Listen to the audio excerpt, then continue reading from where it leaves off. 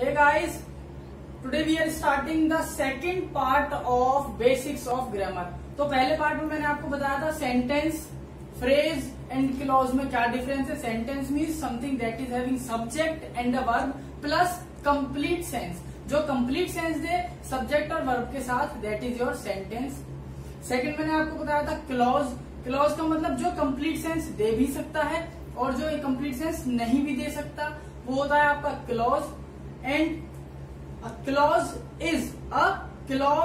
is something that is dependent or that cannot be dependent. जो किसी दूसरे sentence पर डिपेंड हो भी सकता है, नहीं भी हो सकता है कंप्लीट सेंस देने के लिए. जैसे एग्जांपल मैंने आपको दिया था कि I could not study because I did not have enough money. तो मेरे पास ज्यादा पैसा नहीं था इसीलिए मैं पढ़ाई नहीं कर सका. तो जो फर्स्ट सेंटेंस है ज्यादा पैसा नहीं था इसीलिए पढ़ाई नहीं कर सका, that is depending on the second sentence. Second clause खत्म. थर्ड चीज मैंने आपको बताई थी फ्रेज क्या होता है. तो फ्रेज होता है something that is not having subject and a verb. जिसमें सब्जेक्ट और वर्ब नहीं होता, that is your phrase. Example, a 7 feet tall building, एक 7 फीट की बिल्डिंग. अ 6 feet टॉल मैन, एक 6 फीट का आदमी.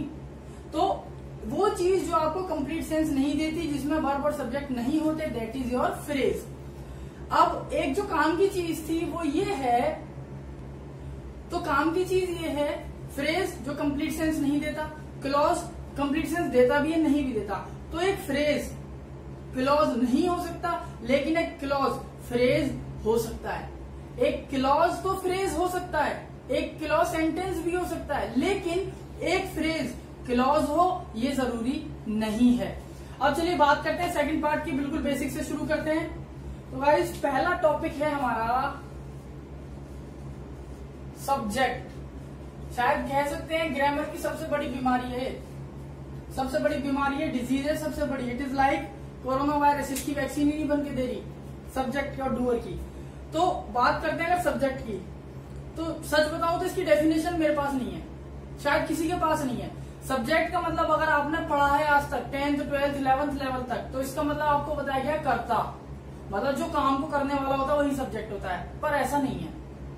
सब्जेक्ट आपने पढ़ा है someone that does the work, जो किसी जॉब को करता है, जो किसी काम को करता है, वही आपका सब्जेक्ट होता है. बट ऐसा नहीं है. मैं ऐसा क्यों कह रहा हूं उसका एक एग्जांपल ले लेते हैं. एग्जांपल है अभी तक जो आपने पढ़ा, समवन दैट और who does the work.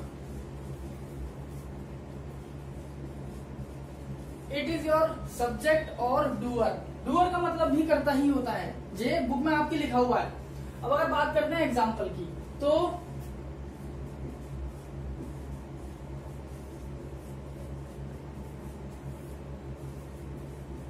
The hard work, the efforts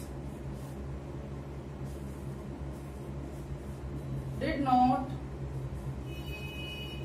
provide better results. Sentence है द हार्ड वर्क और the efforts didn't provide the better results. मतलब मेरी मेहनत, मेरा हार्ड वर्क, मेरे एफर्ट्स ने मुझे अच्छा रिजल्ट नहीं दिया. अब इस सेंटेंस में बता सकते हैं सब्जेक्ट क्या है, कौन काम कर रहा है इसमें. Can you define. सब्जेक्ट तो आपने वही पढ़ा ना, हाँ भी कोई इंसान हो जो काम कर रहा हो, लेकिन इसमें कौन काम कर रहा है.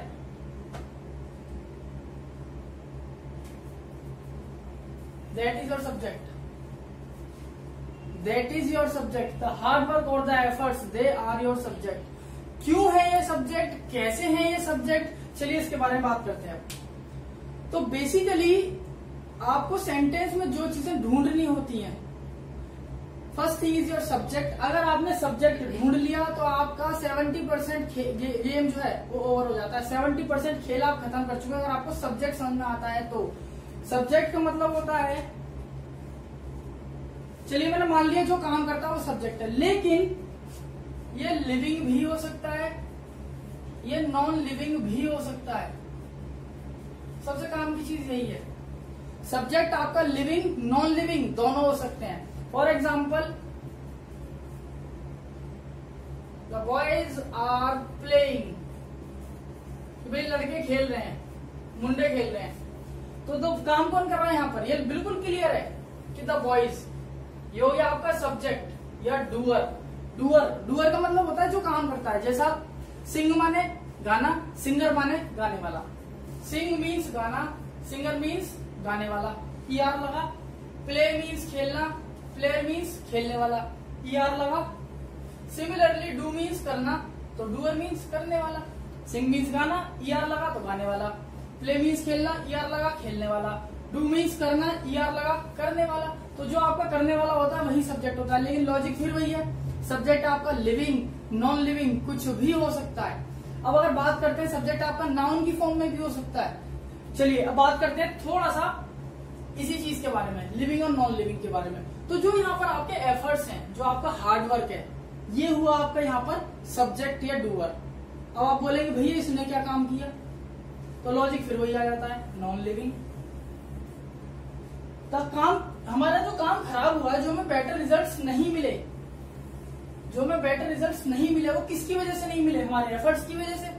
तो ये जो एफर्ट्स हैं, ये हमारे क्या हुए यहाँ पर, सब्जेक्ट।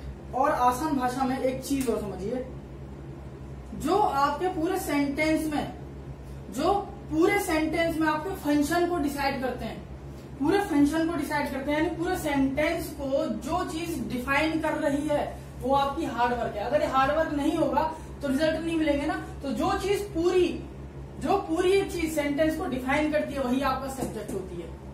इसीलिए मैं आपसे स्टार्टिंग में कह रहा था सब्जेक्ट की कोई डेफिनेशन नहीं है। अब एक नई डेफिनेशन क्या मिली कि जो एक पूरे सेंटेंस को डिफाइन करने वाला वर्ड होता है दैट इज योर सब्जेक्ट। ये था 10th 12th लेवल तक का, ये थोड़ा सा ऊपर के लेवल का है। अब एक एग्जांपल और ले लेते हैं।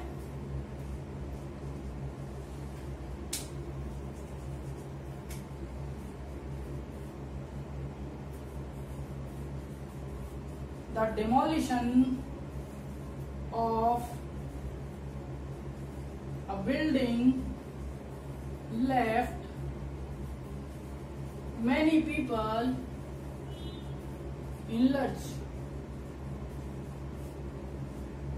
The demolition of a building left many people in lurch. अब सुनने में लग रहा हो भैया डिमोलिशन क्या है ना। अब ये लर्च क्या है, तो एक बहुत अच्छा सेंटेंस है लीव इन लर्च। लीव इन लर्च का मतलब होता है बीच में छोड़ देना, बीच मझधार में छोड़ देना। For example suppose you are travelling somewhere और बस आपकी बीच रास्ते में खराब हो जाए बिल्कुल सुनसान में, तो हम उस कंडीशन में क्या बोलेंगे, we are left in lurch, कि भैया हम तो बीच में फंस गए। तो the demolition of a building left many people in lurch. एक बिल्डिंग का ढहना, एक बिल्डिंग का पूरी तरीके से टूट जाने की वजह से, एक बिल्डिंग के पूरी टूट जाने की वजह से जो लोग थे वो बीच में फंस गए।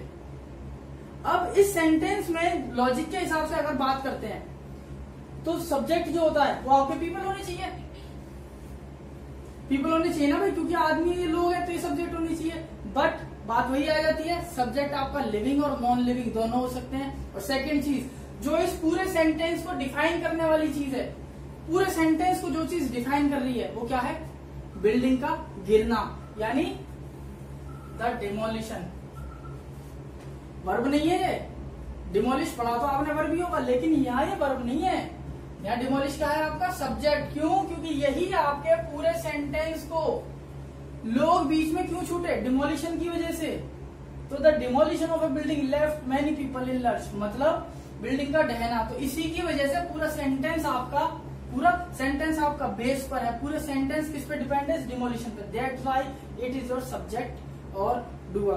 तो उम्मीद करता हूँ शायद काफी हद तक आपको सब्जेक्ट और डूअर का कॉन्सेप्ट काफी हद तक क्लियर हुआ होगा। अब बात करते हैं सेकंड टॉपिक की, that is your object.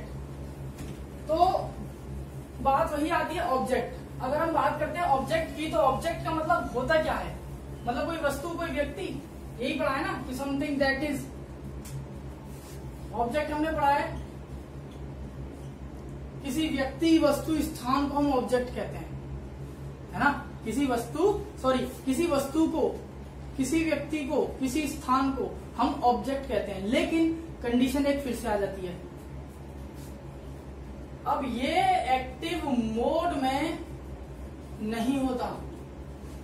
Logic ये है, ऑब्जेक्ट आपका कभी भी एक्टिव मोड में नहीं रहेगा, ऑब्जेक्ट कभी भी कोई काम नहीं करेगा, आराम से पैर पसार के पड़ा रहेगा। यानी ऑब्जेक्ट कोई भी किसी भी तरीके का फंक्शन नहीं करता, ऑब्जेक्ट कोई भी फंक्शनिंग वे में नहीं आता। एग्जाम्पल अगर लिया जाए तो एग्जाम्पल है ये, जो भी आपने पहले लिया था, the boys are playing in the park. The boys are playing in the park. लड़के पार्क में खेल रहे हैं। तो ये ऑब्वियस है कि हाँ भैया ठीक है, चलो कौन काम कर रहा है, लड़के काम कर रहे हैं। किस पे डिपेंड है पूरा सेंटेंस? बॉयज पर। ये ही नहीं होंगे तो खेलेगा कौन? कोई नहीं। तो पूरा सेंटेंस किसकी फंक्शनिंग पे काम कर रहा है? बॉयज की फंक्शनिंग पे। So that is your subject. Clear है? लेकिन अगर मैं बात करूं ऑब्जेक्ट की, तो ऑब्जेक्ट क्या है यहां पर? The park. जो किसी भी कंडीशन में एक्टिव मोड में नहीं आ सकता। पार्क चल सकता है क्या? नहीं चल सकता। पार्क घूम सकता है? नहीं घूम सकता। एक एग्जांपल और ले लेते हैं। The teacher is teaching the students. The teacher is teaching the students. तो सेंटेंस का बेस क्या है? किसके ऊपर पूरा सेंटेंस फंक्शनिंग कर रहा है? किसके ना होने से सेंटेंस पर फर्क पड़ेगा? That is your teacher. और आपकी भाषा में अगर मैं बात करूं तो जो काम कर रहा है वो सब्जेक्ट है। तो फंक्शनिंग किस पे? टीचर पे। तो टीचर क्या होगा? सब्जेक्ट। लेकिन ये जो मासूम से स्टूडेंट है, ये क्या कर रहे हैं? अब आप बोलेंगे जी पढ़ रहे हैं, लेकिन इस सेंटेंस में तो कहीं नहीं लिखा ना कि बच्चे पढ़ रहे हैं। इस सेंटेंस में सिर्फ इतना लिखा था, teacher is teaching the students, मतलब टीचर पढ़ा रहा है बच्चों को। लेकिन यहाँ कहीं भी मेंशन नहीं है कि बच्चे पढ़ रहे हैं नहीं पढ़ रहे। तो in that case students are in non active mode. Student अब आपके हाइबरनेटिंग कंडीशन में जा चुके हैं। स्टूडेंट अब आपके कोई काम नहीं कर रहे, कोई भी फंक्शनिंग। इनको अगर मैं हटा दूं, स्टूडेंट्स को अगर मैं हटा देता हूं, तो भी the teacher is teaching. Teacher तो अपना काम कर रहा है ना भाई। तो टीचर अगर अपना काम कर रहा है, इसका क्या मतलब है? टीचर फंक्शनिंग मोड में है, लेकिन ये तो फंक्शनिंग मोड में नहीं है। तो इसीलिए सब्जेक्ट्स क्या हुआ आपके? ऑब्जेक्ट और thing. I am going to Delhi. मैं दिल्ली जा रहा हूं। तो दिल्ली कुछ काम कर रही है? नहीं कर रही। तो दिल्ली क्या हुई आपकी? ऑब्जेक्ट। अब अगर बात करते हैं एक बार जल्दी से समरी की, तो सब्जेक्ट और ऑब्जेक्ट। तो सब्जेक्ट होता है जो आपका फंक्शनिंग मोड में होता है, जिसके ऊपर पूरा सेंटेंस डिपेंड होता है। और ऑब्जेक्ट होता है जो सिर्फ दिखने के लिए हो कि हाँ भाई कोई है, लेकिन वो एक्टिव मोड में नहीं होगा। अब बात